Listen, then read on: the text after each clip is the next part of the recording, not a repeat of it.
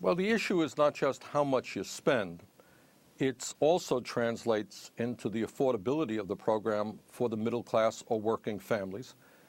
And, of course, the other issue is how do you raise the money? My impression is that the Baucus plan is not quite as clear as it should be in terms of how it raises its money. I'm not a great fan of beginning to attack the good health insurance programs that many working people have fought for their entire lives and have secured by giving up wage increases or other types of benefits. I don't think you want to be taxing in one way or another the benefits that the middle class of working families have received. So the whole issue of how you are going to pay for the subsidies that is going to come out of this legislation still remains up in the air, and I'm not impressed by the progressive nature of what the Baucus bill does. Another topic I'd like to ask you about Afghanistan. Your sense now of where the administration is heading right now. President Obama has ruled out a reduction of troops and is only now considering whether to increase American troops in Afghanistan. I'd like to ask your reaction to the president's statement so far.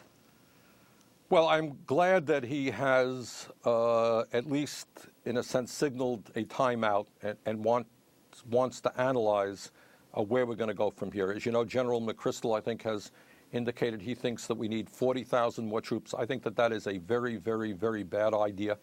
One, I worry very much that we can get mired down in Afghanistan in the way we did in Vietnam and the way we did in Iraq. This is our ninth year. This is twice as long as World War II.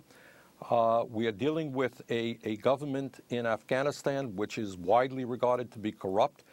Most of the people who control the economy there are corrupt. They're producing a whole lot of poppy seeds which go into heroin.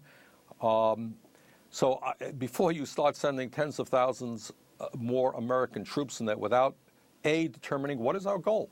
You know, we went in there in the first place, I think legitimately enough, to try to capture Osama bin Laden, who initiated the attack on 9/11. But what is the goal right now? What is our purpose? What is our relationship to the Afghan government?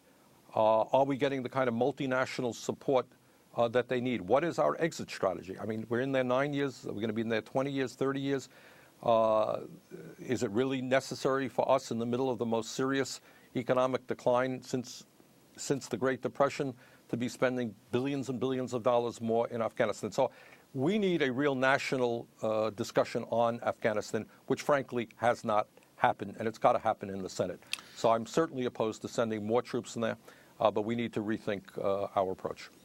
Do you support Senator Feingold's call for a timetable for withdrawal? And how do you think that would help the situation in Afghanistan? Well, I think Russ is coming from the right place in the sense of saying, look, we're in there 9 years. That's an extraordinarily long period of time. How many more years are we going to be there? Do the American people want a 20-year commitment? So I think that we do need a timetable, and I think Senator Feingold is coming from the right direction in that. Well, Senator Bernie Sanders, independent senator from Vermont, the longest-serving independent member of Congress in American history, I'd like to thank you for being with us.